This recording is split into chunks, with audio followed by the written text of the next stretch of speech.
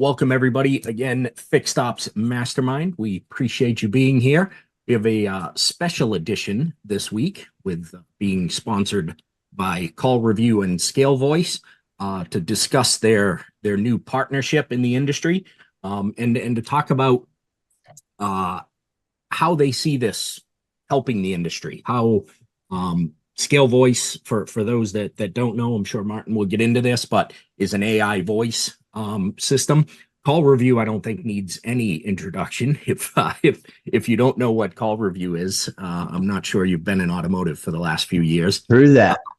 And so how these two see this partnership working out, and again, how this is going to benefit the dealerships, how it benefits our customers, and in the end, how this is going to help keep more people, both customers and employees, inside those dealerships. So give Martin and Ben here a chance to introduce themselves to the group, and then we'll get into some questions that I put together. As always, everybody, open format. So if you have questions, either raise your hand, wave your hand, or shout your question out so that we can get everybody involved here. So Martin, start out with you if you want to give a little introduction to the group here. So hi guys, I'm Martin. I'm the CRO and co-founder of ScaleVoice. We are a voice AI platform that is operated outside of Europe. And we are here because we got lucky in June and we partnered with, or got lucky, Ben can tell more about it. We met CallRevu and we are working with CallRevu. We partner with them and it's the most amazing partner. So we are growing in terms of everything. Knowledge base, case studies, customers, and it's a good thing. So that's what we do. We have a history of doing voice AI for the last 4 years, since the very, very beginning when it was possible. And I think when you have questions regarding voice AI, I'm happy to answer them then. Martin's a trooper here. Before Ben introduces himself, it's 2 a.m. there. So yeah, you think it's late for you, Russell? It's late for me. Right. All right. Ben, a little intro of yourself for the group. I'd love to. Dave, first, thanks for having me on the show. Martin, I really appreciate it, and we're excited about the partnership.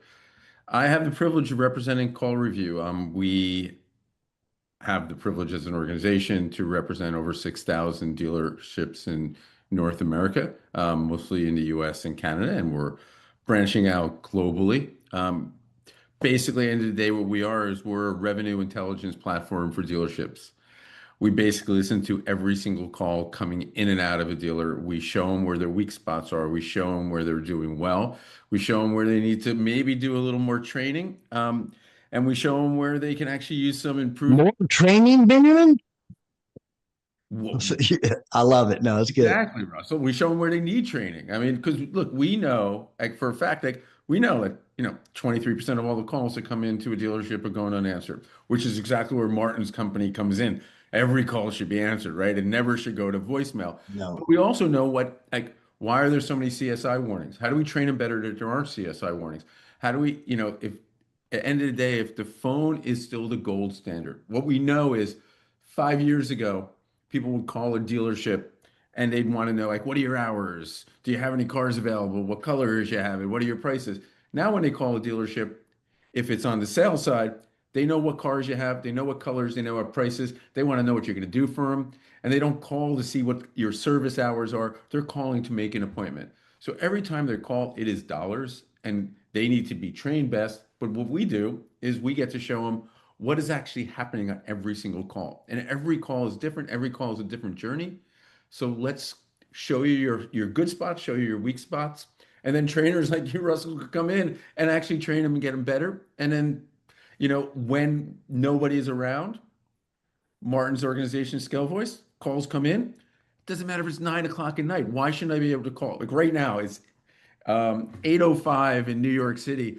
If I wanted to schedule an oil change for my car and I called my dealership, I'm going to get a voicemail. They're going to say, call tomorrow. Why shouldn't someone take my call, schedule an appointment? It's all about more ROs for the dealership or sales appointments for the dealership. And that's just inbound. Imagine what we're going to be able to do with Scale Voice for outbound. Getting all those calls answered is so important.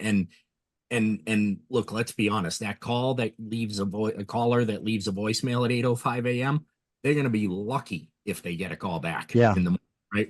Once you open the service drive to the morning chaos, the last thing they're doing is pulling voicemails and making those phone calls. And Dave, if you don't call me back in today's world, I'm one click away from either going to Jiffy Lube or the other Honda dealership 2 towns over that's only 20 minutes away. That's happens to be on my way to work, right? Exactly. So you better answer my call. Mm-hmm. And there is Nope. one more highlight, because there's a lot of people who doesn't leave a voicemail. They will drop the phone when they figure out that you are closed and that you are not able to service them at that moment when they want to be serviced. Mm-hmm. So that's a solid number. That's just like, all right, I hear that I should leave a voicemail. I'm not leaving a voicemail, so you don't know who to call back. What was the inquiry about? And this is something where we tap in to collect, schedule, appoint, resolve when possible, or whenever possible, I would say. No doubt a missed opportunity for sure. Exactly, Russell. Absolutely. Correct. So Ben and Martin, what was the catalyst that brought you guys together, right? For you, Ben, there's a lot of choices in voice AI companies out there right now. What is it about Scale Voice that made you see that was the right partnership? So not to sound like boasting, but I don't think there's a DVA, a voice, AI voice, who wouldn't want to partner with CallRevu. Mm-hmm. Whether you love what we do or not, you just want access to our 6,000 customers who trust us every single day. Oh, and by the way, we're listening to every call in and out.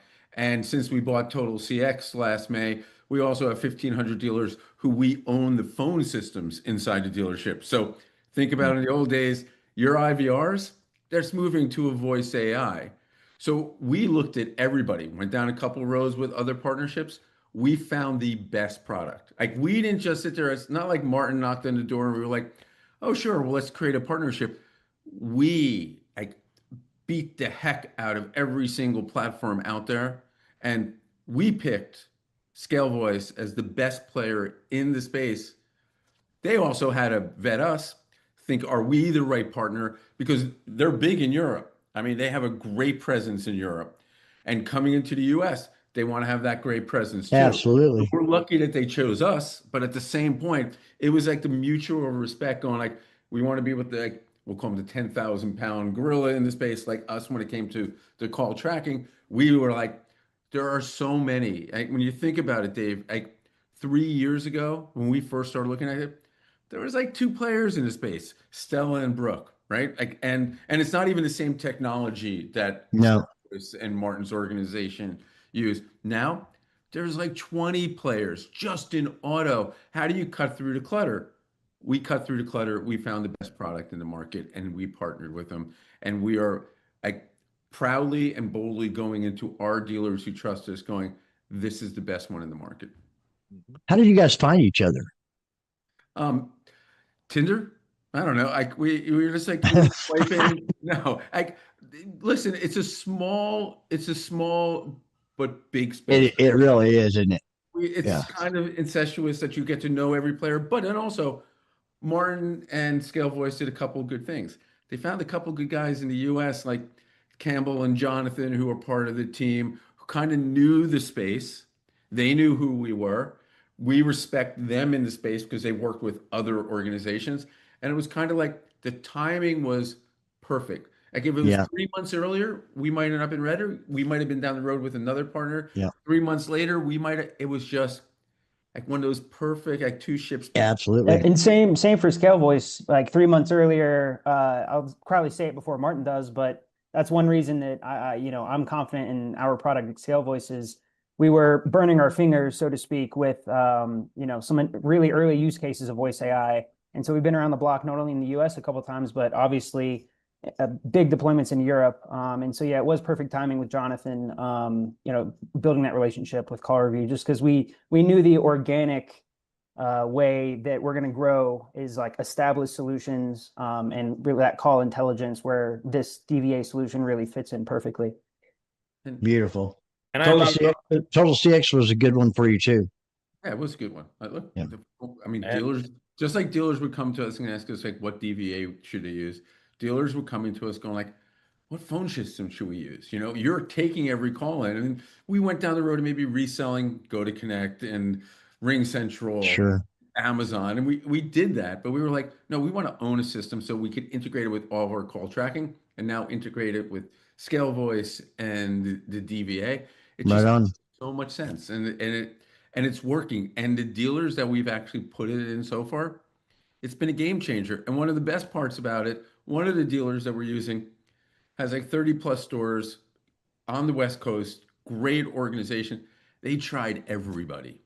And they came to us and they go, who would you use? And for us, think about this. We're doing sales and service. We have a training tool, an AI training tool, not a human training tool, Russell. Like an AI training tool that we Oh, I'm not a trainer, but anyway. no, but you know what I mean? Like No. we're not in that space. Sure.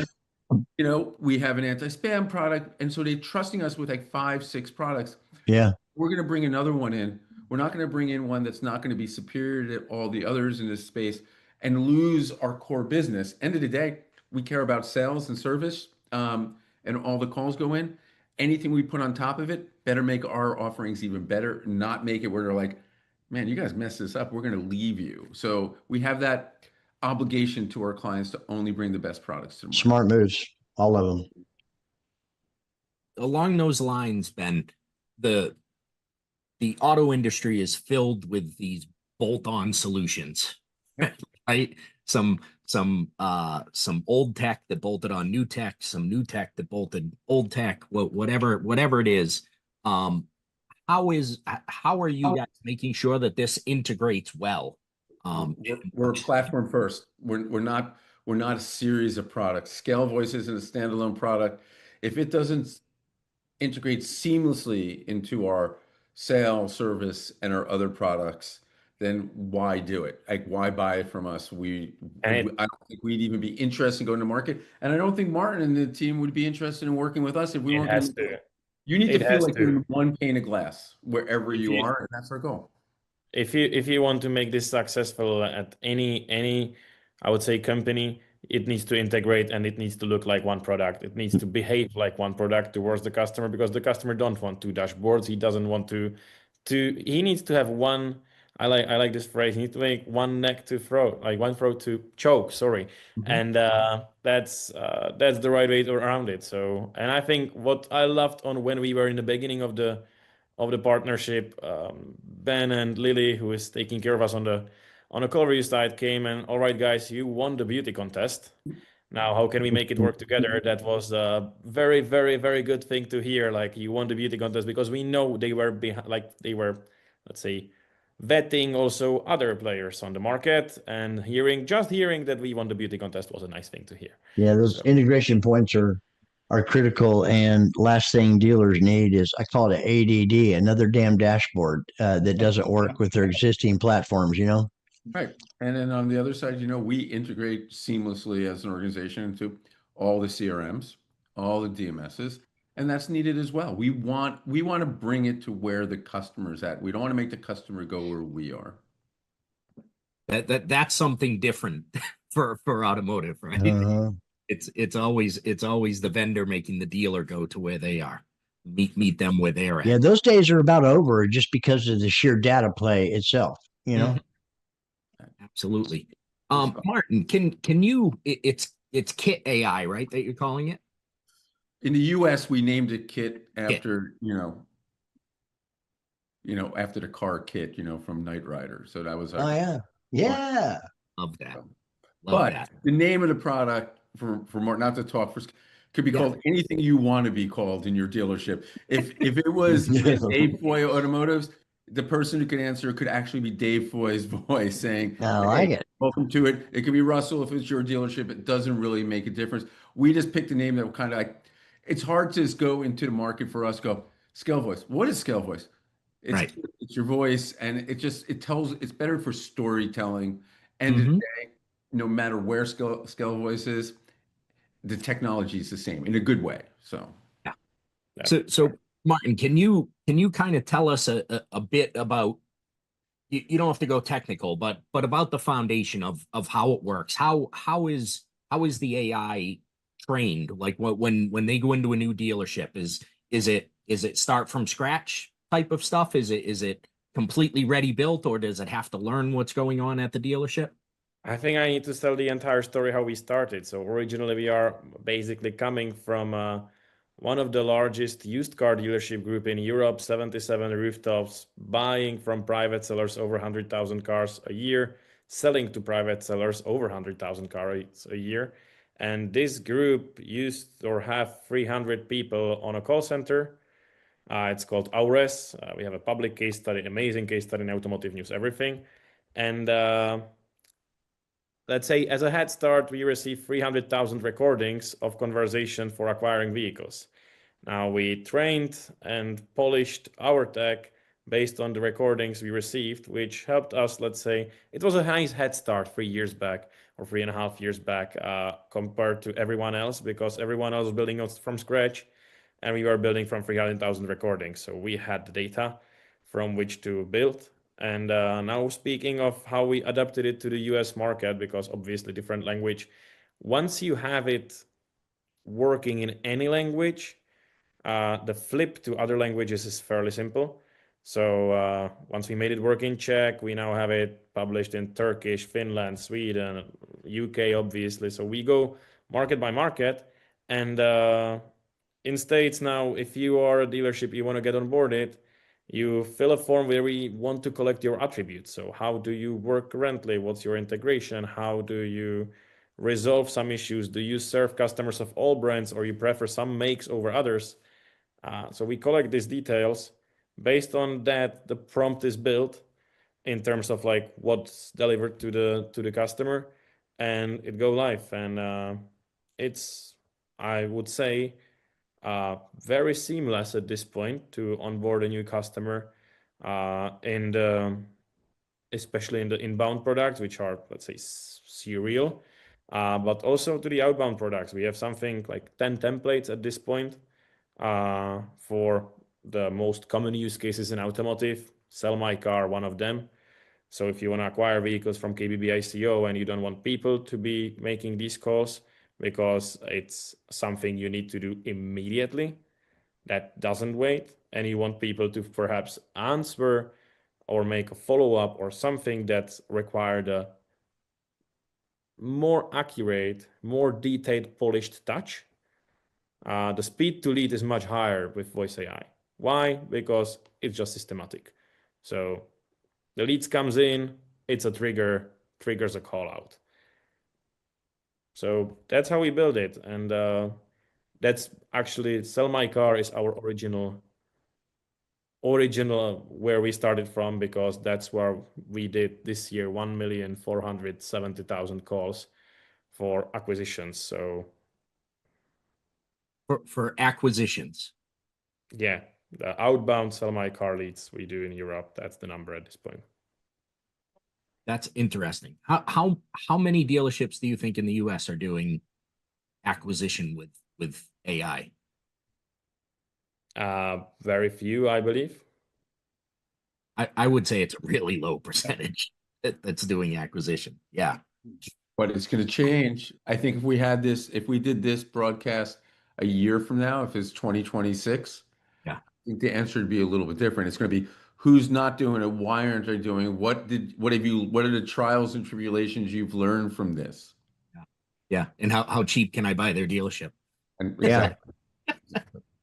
And Yeah. in the US, it's not about languages, it's about accents. So this is, I would say, also magic of what's available now. So originally, I mean, especially when you are training it on small languages like Czech is, where you're coming from, 10 million people, it's a small language model in comparison to any other. It's one of the smaller ones. And so if you use the out of the box, it's not going to work. So what we had to do We had to train it on a voice talent, we call it. So we scanned the voice talent to be able to have like a professional voice recording of specific automotive conversations. We then used the 300,000 recordings also to enhance it. And at that point, you have exactly the voice of the person from the call center or BDC you want to use. Now in English, it's much easier because you just go and choose, but also we can, like, you have your favorite BDC or your favorite agent, and they sign you a paper of okay, you can use my voice, and you give him some cash for it. You can. You need 12 minutes of his recordings. Stephen, I think one of the keys, because you brought up, it's not just accents in the US, it's like Spanglish. The problem is we could have the AI smart enough to go, if you speak Spanish, it's going to turn to Spanish. You speak English, it's going to be in English. The problem is with a lot of others, not with ScaleVoice, is the moment, if I was Spanish, I'm going to say 18 words in Spanish, then I'm going to go Friday afternoon at 2. And then I'm going to go back into Spanish because just how anyone who's assimilated into the country, how Sure. they speak, AI has to pick it up. And that's what really confuses most AI models, doesn't confuse ScaleVoice because they built it for that and works in other languages as well. And everywhere you go, you have to be able to be in tune to how the customer speaks, not how we speak, right? So Yeah, I love it. sounds fantastic. It's great. Great opportunity. And the time is now. A year from now, they're missing the curve already. yep. It's moving that fast. Yeah, well, a lot of that stuff is moving that fast, and you Mhm. have a lot of guys sitting there watching, and the stuff that changes in 6 months is astounding. And so if you wait a year and a half, that's a lifetime. in Your AI. competitors are going to eat your Yeah. lunch. The other thing is, in the early, people who tried it early adopters, they might not have had a good experience. They're like, no, we're done with this. This isn't going to work. It's not, like you like to say, it's not your father's Chevrolet, right? That's right. It's not your father. It's not 8 months ago's AI, right? Yeah. It is now. You need to try it again. And also a lot of people had sticker shock going like $5,000 a month for an AI attendant to answer the phone. It's not. Mhm. The price is getting down to where it should be normal, where the dealership can make a lot of money on using it and be a 24. They could be 7-Eleven, right? They could be open 24/7 and service their customers when their customers want to be serviced. And Yeah. Yeah, Really that's that meeting your customer where they are, not where you are. So Yeah. So how do you think, well, from fixed ops, obviously, which is where I've lived my life, how do you think fixed ops leaders should be looking at this partnership and how it can help them and how they can measure whether it's helping them? Oh, I'll let that's Marty go easy. first. That's easy. So there is, I would say, number one metric is like, look at, if you have CallRevu, look at how many calls you missed, because you have that number over there. Now, get that to 0. Imagine that half of the people are calling at least to book an appointment, and we can process those and book an appointment. Now, multiply it by your average RO, and you are getting to ROI because you know how much it costs, you know how much you make. And that's one perspective. The other one, and why it's extremely beneficial to work with CallRevu for us, is that you have all the data under one roof. So you can see it in one dashboard all together regarding people and AI as a common performance. So you have, all right, this is what we missed. And I'm not saying, and if somebody is saying that AI is able to resolve all of the calls, it's not.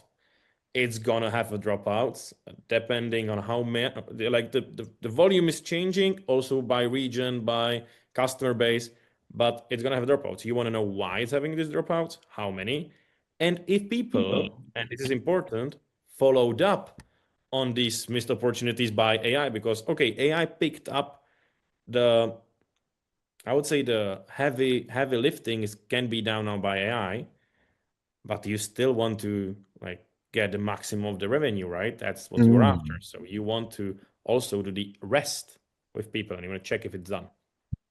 Do you think that I would think that for the service advisors, the amount of time you would save them just because they're not making phone calls or taking phone calls or interrupting their process. I think just the amount of time that they get back from that would be huge. Steven, how about if we just cut out status updates? Yeah. Think about that. I mean, obviously, that's not why you would do an AI attendant, but if the AI attendant can actually handle status updates, how much more time can you be dealing with ROs that are really important for your dealership, ROs that make you money, not just service update? And what is the thing that gets customers the most frustrated? Where in the process is my car? When I'm calling, and then what happens when I call service and I can't get through service? They get transferred to sales, and then the salesperson is dealing with someone who just wants to know when their tire rotation is going to be done, and they're missing a call from someone trying to call in to buy a brand new car. I think it helps the whole dealership overnight. Do you think that because I do a lot of reading, plus I'm very involved on the technology and the AI side as well, not in the area that you guys are in, but it's like people are the ones in the rooms and groups that I'm associated with. It's not trying to replace your job. Okay. It's a supplement to make you more efficient. And so you don't have to do the mundane shit that answering and returning all the phone calls, because that alone keeps you from doing everything else. And the most important person that you have to deal with is the one standing in front of you. It's the client or guest that's in front of you right now. I think you nailed it. Look, the CEO of Adobe said when AI first came out, like everyone was scared of it. And he goes, really, what AI is about for you in a creative world is to just get rid of the fear of a blank page, right? It's not supposed to write it for you. It's supposed to Right. at least help you. It's exactly what it's supposed to do in a dealership. It's supposed to get the fear out of it. It's supposed to just make your operations run smoothly, see where your blind spots are. And on the call review side, outside of being a partner with ScaleVoice, we take the ScaleVoice AI, let's call it Kit for this case. Kit to us is just another employee, another salesperson, another agent, another service rep. We're analyzing every single call that Kit is taking. And look, like Martin said, it's not perfect, right? So we can sit there and go, hey, the difference between a human and the AI, where we see weakness and where we need to tweak it, we can tweak it and make it better. Wish we can train humans the same way and go, all right, this keeps on happening to you. Let's make this better. And so it makes your organization more well-rounded. And that's really what we're trying to do. And I never think it's going to take the place of a human. I'm never going to buy a car from an AI agent. Will I schedule my oil change? Absolutely, all day long. But I'm still the guy when an AI agent, when I call United to make a plane reservation, I'm still the one going human, right? Because I want to talk to someone who might be able to help me a little bit different. And that's the same thing here. The AI is there to help. But if you really need to still talk to someone, the job of the AI is to deliver you to that person as well. Obviously, not at 9 o'clock at night, but during your office hours. That's But when the it thing really is- yeah. when it really clicked for me with our initial deployments with CallRevu was the fact that our AI will appear as another employee within the CallRevu system, so they can see the exact, track all of the same stuff they would want to track with their current workflows handling the calls. And then to your point, Russell, that was a super good point about like what's going on in the dealerships. And another really eye-opening thing in one service department that we're working with, we're getting hundreds and hundreds of overflow calls during working hours. Because culturally, and I can't speak for how it is across the industry, but this like specific service department, they're there to handle the customers that are there. They're fixing the cars, and they were straight up just missing these calls because they don't have the people to do it, and they know that. And they were, it was a little bit of a contention within the dealership. We could tell of like, they're frustrated, they're missing calls. And so we were capturing during working hours hundreds of calls. And so that's a really good example of how they're there to do their job. They're fixing the cars and all of that, and we're just answering the overflow service calls. So I think that's to the hundreds. And so that's a really good example of To that. pile into what Campbell said, think about on the call review side. Just on the sales and service side, we take 250 million calls in every year. With our phone system, it's about 1 billion phone calls every year. I know every single one of our customers' dealership when calls are going to voicemail. So if it's your service department, I'll know if at 3 o'clock on every Wednesday, it seems like 30 calls are going to voicemail and you only have 2 operators. You as an organization have a choice. Do I need to have 4 people in the service department answering phone calls?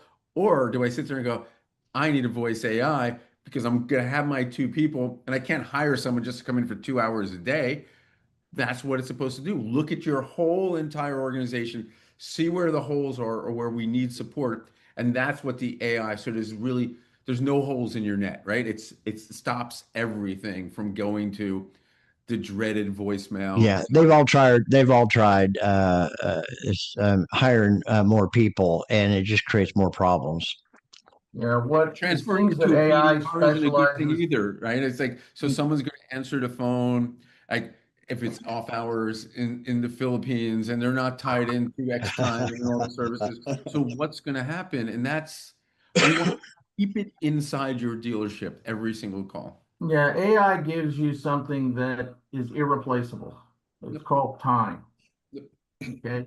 Once the minute goes, it goes. It's like an airplane seat. Okay. Once the plane takes off, you're not selling the seat. Once the minute goes, whether you wasted it or what you did with it, is ain't coming back. So I think that time value is something that if guys really understood the value of what the wasted time is costing them, I think they'd appreciate a lot of these things more. Yep. One thing I learned recently, and we went to visit Cardinale Group, is, and I see this across the board with dealers, is they're really keen on accountability. And when especially Tom Cardinale, he's wonderful, and he's very much a proponent and just a fan of accountability and holding his teams accountable. And he's got one of the best teams I've ever seen in any vertical.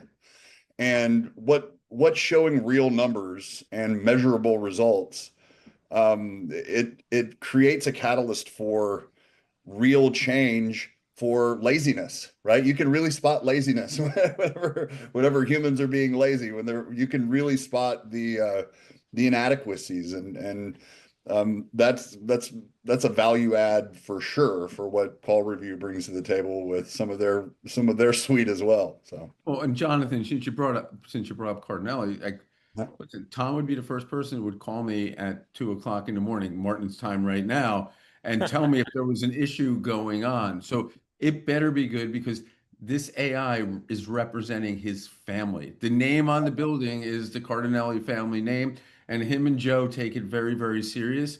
And that's a lot of pressure on our shoulders, but it's something that we can live up to. Yep. I have a couple of questions. Yeah, go ahead, Kyle. So I vetted obviously a lot of vendors, a lot on the AI side. Anybody that knows me on LinkedIn knows that, I've gone with Toma over the others. Brooke and Stella are not even valid to be in the conversation and haven't been. But my question is we've talked about CallRevu having that call. Is it tracking the call? So if I go in as a service manager to listen to that call, it starts with the AI and then maneuvers over to a human. Am I still getting that whole call in one transaction? Absolutely. We're the phone Okay. number. Right? It's the phone. Right. You call in. I just wanted to make sure that if I'm message. listening to it, I'm seeing it all the way through. Okay. You see So it next all the way question through. is if I don't like something that the bot is doing in that call, do I have access right there on the spot to be able to assist to train the bot? You can Why the call's Or do going I on? need to send an email to you guys? Or no. So I've listened to. Oh, so you're listening to the recording afterwards? Okay. I'm only in the several thousands, but Yep. but I want the ability to be able to go in and say I don't like the way the bot handled that. I guess before we even get to that part is the bot a Numa bot or is the bot a Toma bot where it has the ability to carry a conversation and go wherever it goes, or is it caged? No, it's it's definitely partially caged because we are having guardrails that's not letting it discuss weather with a customer. because we don't want to discuss weather with a customer. So it's guardrailed to discuss fixed ops, to discuss service scheduling, for example, or discuss buying the vehicle. That's one part. On the other hand, it's voice AI as you know it as a voice AI. So I have no idea what Numa has at this point, but if you're describing Numa and Toma, I'm aware what Toma has, let's say 2 months back. So that's definitely on that side of the equation. So I know what Numa had 7 months back. I don't know what they have now. Sure. So we are over there. I would say one more perhaps amazing thing that happened just today in Europe, guys. So I'm not able to quote it for states, but mystery shopping is happening from the OEM towards all of the dealers, right? Yeah. To test, to validate based on some score sheet, how many points out of 100 you're able to collect as a dealer. Now in Turkey, we are working with the largest dealership called Çetaş Automotive. And we are working in a Renault, which is purely French brand. I'm almost sure it doesn't sell in States at this point, but we got to 100 out of 100 today, which was a very nice appreciation of how well it works, how well it's built, because it was a mystery shopper called. So they called the voice, because the first layer over there is voice AI. They rated it. We got 100. Now I'm trying to get the green light. I got a green light from Çetaş that I can use it. I'm trying to get the green light from Renault to share it with us. That voice AI is at the where you put it, how you set it. It's gonna stay there. It's stable. So if you set it in a way that it's behaving as you wish on this part of the or this particular call, it's behaving as you wish. That's the important piece.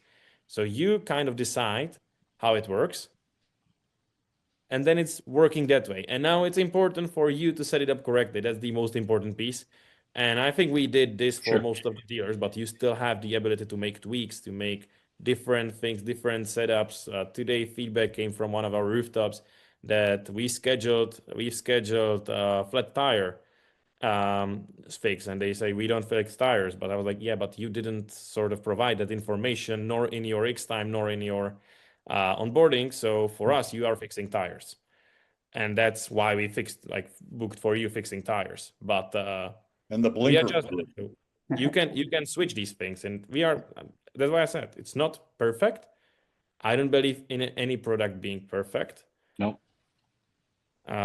So it's always work in progress, but I think we are deep in how good it can get to Yeah. Well, we are close.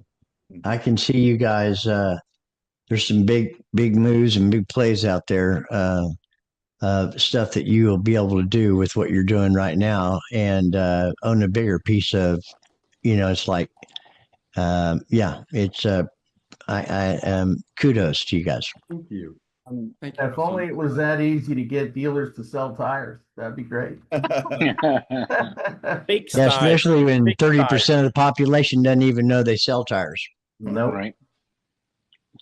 So just another follow up. So is it one voice, or do you have the ability to have a couple of different voices, male, female, and you can set them can set them on a rotation? Oh, So whoa. that sounds like it's different people. No, so rotation we never did. So to be frankly, we never did the rotation of voices, but you can choose any kind of a voice you wish for your dealership, your setup. What we have, for example, now in Cardinal as well. So Spanish voice is different from the English voice. So when we are reconnecting you to Spanish voice, yeah, it's different. But it's always picked up by one voice, or different voices per different rooftops. But as per rooftop, it's one voice per rooftop at this point. So it's not like a rotation. If you call 7 times, you're gonna 7 times have the same person answering the phone. Person. Okay. All right. Same. And, so it's always kid. We're also not trying to I don't want to say trick the customer, but there's no point in feigning that you're on the phone to the human. I'm not saying that's what anyone else is doing, but that's just kind of our view too, is this is the voice they're adopting for that rooftop, that kind of thing. Sure. No, I mean, I definitely understand it. I would just say, kind of like in the conversation that we were just having about United and still wanting to talk to a human and whatever.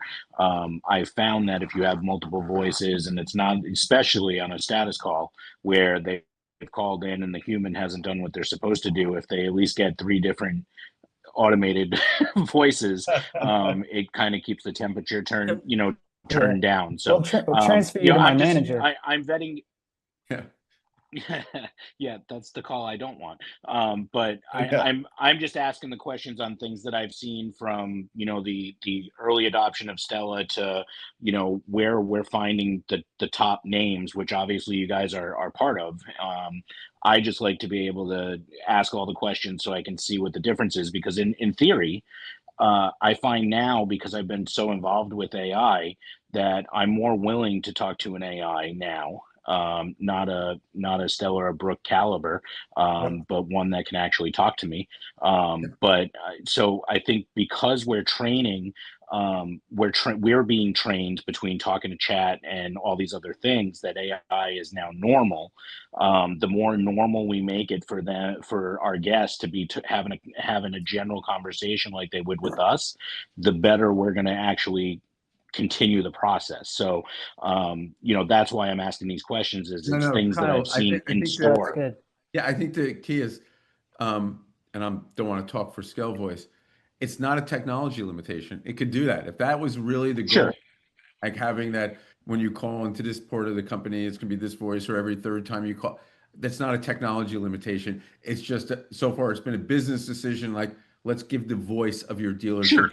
get used to Sure. it. But if a dealer came to us and said, this is how we want to run it, I'm sure Martin and the team would be able to make that happen. It's not a technology Yeah, thing. and another point to that is having like a bounded workflow. So this customer's calling into the service line, we know, and therefore we're putting the guardrails in the AI to say we want to book this person for a service appointment in X time. And so we're mapping all of that and being very structured about it, where we could 100% have a very open conversational AI about anything per the technology. And Martin and the team are some of the best in the business with AI engineering and all of that. But what we're trying to set up for the dealerships is something that's very, very structured, and we're laser focused on whatever that specific workflow is that's going to solve the problems for the dealer. The call review team Sure. does a fantastic job of discovery in every call I've ever been on with them, with dealers. And one of the things that they really harp on is not deviating far outside of your current process. Don't come in and think that this is going to change. Introducing AI, if you change a bunch of things about your current process, what you're doing right now, then you're going to shoot yourself in the foot. And I'll give Lily a shout out. She's really, really great at hammering that home, and just adopting this into their workflow, not the other way around, right? So that's super.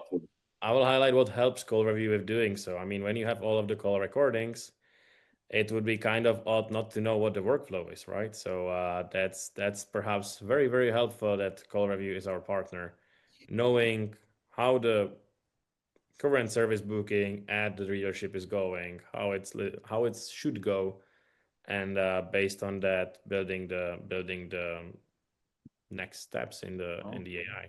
When you have I think knowing. I'm sorry, go, Kyle. I think knowing that there's going to be different levels of clients that you're dealing with, and being able to pivot depending on the wants of that specific group, that's the key for me. I think that I am doing things that are a little bit more outrageous, and I like to take shots where, some of the other dealer groups are, hey, set it, forget it, and this is the way we are. But hearing that you guys are willing to listen to those things, I want to be more advanced than every other dealer out there, period. I want my guests to have the best experience in my store 100% of the time, and I'm trying to create that experience. So when I'm asking you these questions, I'm not saying, hey, this is bad or good or whatever. Obviously, great question. I just want to. I think that there's going to be stores and groups that are out there that are going to be Stella Brook level, and then there's going to be stores like me that are going to be out of control, asking you to do things that you never thought somebody would ask. Which is great, and we need them all. Yeah. I think it's exciting, and obviously I haven't seen you guys. I knew you were coming stateside, but I didn't know you were there. So John, can you send me a message? I'd like to actually get a formal demo to see what it is. Gotcha, brother. Thank you. Do you guys I mean, it's have exciting. It's exciting having all that. Thanks. good, Cal? Yeah, I'm good. Okay. So the balance between the AI and the humans, I know most of the dealers that I talk to are using it as either the after hours that you talked about, Ben, or overflow at times when advisors, I say overflow, sometimes just advisors not answering, Right. but you know what I mean. Are there any dealerships that you have that are going AI first, where they're just taking it right off of their people and Yes. going AI? Yes, but think of that as a receptionist, right? I mean, if you still call my number, right? I'm the service guy and you have my service direct line. Yeah. It would still come to me first. And if I don't answer the phone, then it goes to, but AI receptionist is where it's going. Think about when you call into a dealership and an IVR answers and it goes, hey, press 1 for sales, 2 for this. Why can't a human go, hey, Dave, you're calling back again. How can I help you? And where do you want to go? And then that either brings you to the service AI, right? Or it brings you to a human or wherever you want to go. That is, we think, the first line. I think 75 to 80% of dealers over the next year, 2 years, it'll be an AI receptionist, right? Because I want somebody to be able to talk to me and know a lot about me and be able to pull up my information instantly and go, oh, I know Dave Foy's phone number. This is Dave Foy. He's bought 4 cars from us. Mhm. Hey, Dave, how's your Toyota doing or whatever, and then pass you on. That's like layer 1. And get me to the right place the first time. Yes. Yeah, big time. And not be counting on, did I hear that right extension this? Say his name, spell his name, whatever you need to do. Let me get to the right person at the right time as quick as possible. Yeah. And the AI is going to know if the person isn't going to answer. And so if he forwards you off to Martin and Martin's on another call, you're not going to get 5 rings and go to his voicemail. It's going to come back and go, hey, Martin's on the phone. Yep. What can I do for you? Can I take a message? Should I have him text you? Do you want to talk to someone else? Like, solve my problem. Yeah, that's the other side of it, right? Where a call does get answered, but it doesn't get to the person that they were trying to reach, and now the frustration level is Yeah. right. The call was answered, but the problem, there was no solution. Yeah. Exactly. I have a prediction that eventually every salesperson inside a dealership is going to have an AI partner with him. Mhm. And so when I'm on the call, if someone will answer, go, hey, I'm Ben's assistant, Steve, and I'm here to help you. I'm his AI. Oh, you were looking at the Toyota. Let me send you the pictures. Let me send you the comps. He wanted me. I keep that conversation. It's like my alter ego is always there. But I mean, 100%. Martin's the expert, so he'll tell you if it can actually It's not happen. that far Yeah. out either, is it? No, I told it's Dave this maybe, but I was at the headquarters at Meta here in Austin, and they just rolled out their new Meta glasses. And in dealership, I was talking to some of the guys in the automotive space at Meta, and we were meeting and we were talking about a world where they walk around with the Meta glasses on and diagnose, much like UVI does, right? Where you drive it through the UVI machine, but they have the Meta glasses on and they can see what's wrong with the vehicle and how much it's going to cost to fix and things like diagnostics and it's mind blowing where all this is going, but it's pretty cool. Sorry, Ben, what you that's described is halfway there, and it's gonna be there. So halfway there already. Adoption is the only thing that's gonna take longer, but tech-wise, it's Yeah, gonna be there in 3 months. yeah, Adoption-wise, obviously that's gonna take a year or 2, but tech-wise, to be able to like the I would call it the first layer is the smart voicemail. Is like, I'm calling Ben, Ben's not answering, so I'm going to collect all of the information from what you want from Ben. And I'm going to pass it through him to a text message and let him know if he wants to call you back immediately or if it's something I can do in an hour. Now, Voicemail is prime for disruption. exactly. I- Then you go with connected level, which is connected to the CRM, because we will know what's happening in your e-leads. So we know that if this car is available, what cars are you looking for, all of this information. Because if we are speaking about Ben as a salesperson in a dealership, at that point, you know that Ben is working as a salesperson in a dealership at this CDK CRM, and we know if the car is there, what is the mileage on the vehicle, if it's used, and that's also, that's not 3 months, that's now. Now what's on, and you will be adding and adding and adding, and it's going to be AI workflow assisting you. And I think it's not wrong. I think the layer where you want to meet people is the one which is face to face. So I come to the dealership, and there I don't want to talk to a bot. I want to see a person over there. And I want them to sell me the vehicle, because I mean, there is still job to do. There is still, like, come to the test drive, sit here, touch it. You need leather seats, all of these informations. You want to go through and buy the car and sign the papers. But the virtual stuff that's happening over the phone, I believe it's going to be AI in 2 years, because adoption is going to be the thing slowing it down from both. I don't mean the dealers necessarily. I believe the consumers as well has a say in this, because as long as the consumers are not adopting, dealers doesn't have to adopt.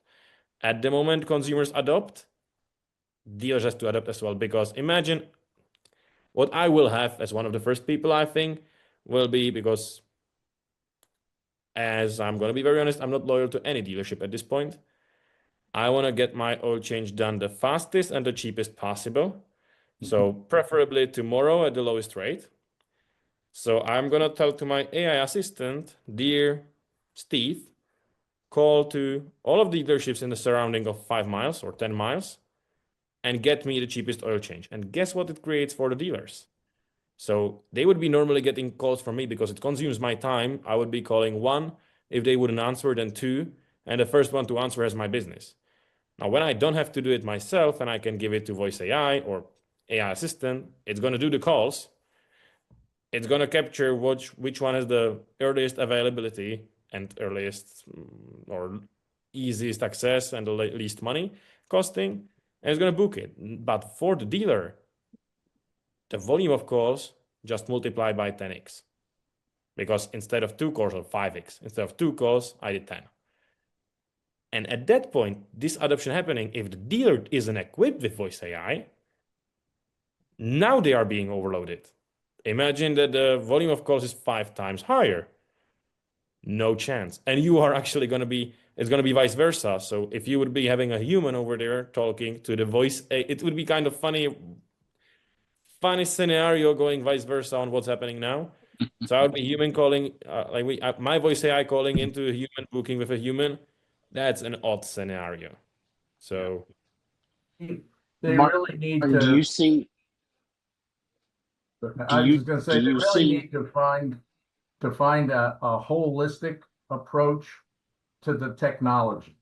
Because what you guys are talking about is one small piece of it. Yep. The dealership as a whole, they have to have a more holistic, more connected view of technology so that it all fits and works together.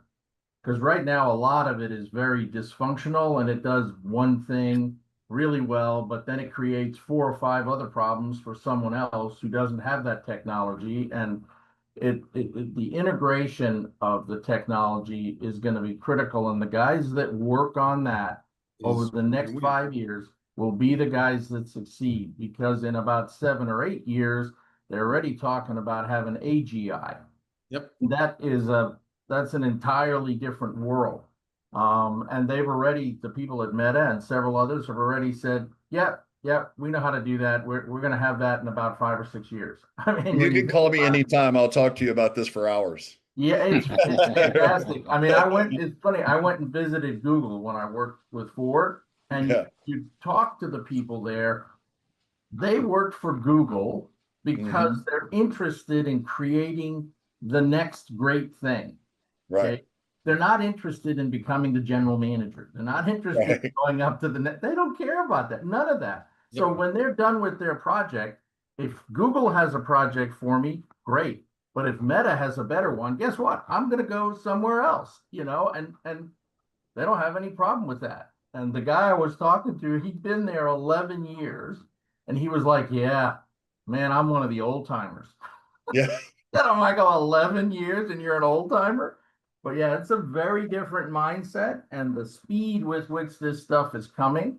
And I think Martin's absolutely right. The technology is the easy part. Yep.